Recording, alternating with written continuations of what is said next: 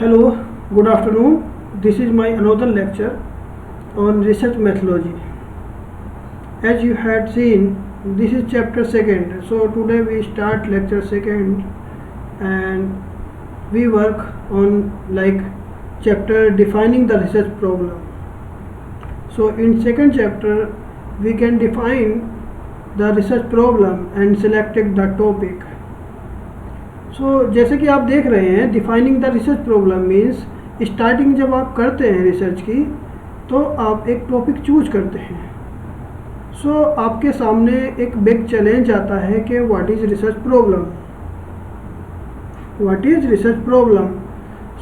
Research problem जब आपके mind में आ जाएगा तो उसके बाद आप एक clear specific issue to be studied scientifically. आप बहुत सारी रिपोर्ट पढ़ते हैं, बहुत सारे न्यूज़ पढ़ते हैं, बहुत सारी आपके सामने सोशल इशू रहते हैं, वही एक रिसर्च प्रॉब्लम है. और उस स्पेसिफिक इशू को आप स्टडी करने के लिए साइंटिफिक वे में जाने के लिए आपको रिसर्च करनी होगी, right. Can be of it is two types. One is problem related to state of nature. उस प्रॉब्लम का स्टेट ऑफ नेचर क्या है. Then second is problem related to relationship between variable. जो भी कंसिक्वेंस है, जो भी वेरिएबल है हमारे आसपास या फिर जिस टॉपिक पे हम रिसर्च करना चाह रहे हैं उसमें कौन कौन से वेरिएबल इम्पैक्टेड हैं और हम किन वेरिएबल को इंक्लूड कर सकते हैं अपनी रिसर्च में. ये at the starting point we think that. Now step in defining research problem. We can identify broad area of interest. Area of interest से मुझे याद आया कि जैसे कि गैलेक्सी है, ठीक. अब आप गैलेक्सी पर रिसर्च करने वाले हैं तो this is a broad area. आप क्या करेंगे, इसको एक सब्जेक्ट या टॉपिक टू इंक्वायर इनटू.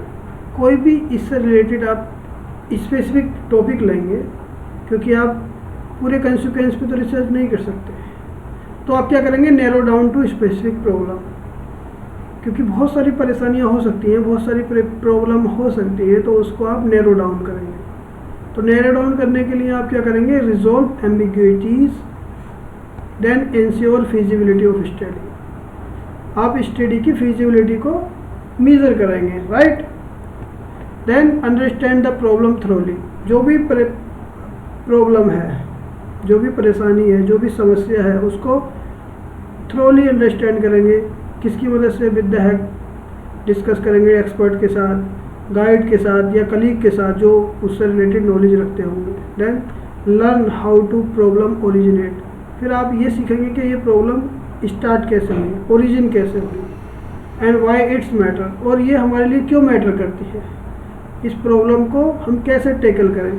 क्या इसको सॉल्यूशन निकालना, एक अच्छा कंक्लूजन निकालना ज़रूरी है सोसाइटी के लिए या नहीं, ये आप मैटर रखते हैं तो आपको ये थिंक करना है. देन रिव्यू ऑफ लिटरेचर करेंगे. आप जो भी आपने टॉपिक चूज किया है, जो स्टडी आपने देखी, उस स्टडी से रिलेटेड आप रिव्यू ऑफ लिटरेचर करेंगे. तो जैसे कि रिव्यू ऑफ लिटरेचर आपको मालूम है कि रिव्यू ऑफ लिटरेचर क्या होता है, study conceptual theories and empirical study. जो प्रीवियस स्टडी हो चुकी है,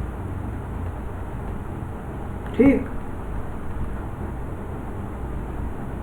जो भी टॉपिक हमसे रिलेटेड प्रीवियस स्टडी हो गई है उनको एक थ्योरेटिकल बैकग्राउंड में और एम्पायरिकल दोनों वे में आपको पढ़ना होगा. देन आपको आइडेंटिफाई अवेलेबल डाटा. जो भी डाटा अवेलेबल है या रिसोर्स अवेलेबल हैं उनको आइडेंटिफाई करना होगा, right.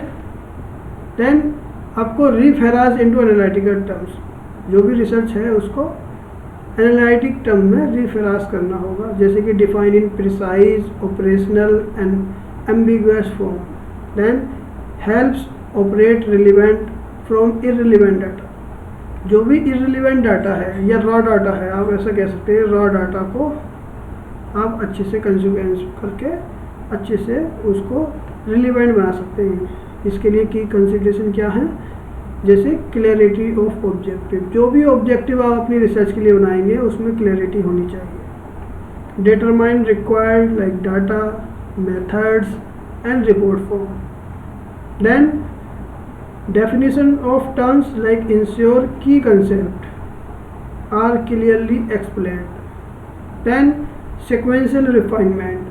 Problem often rephrased multiple times. Each step more specific, realistic and analytic.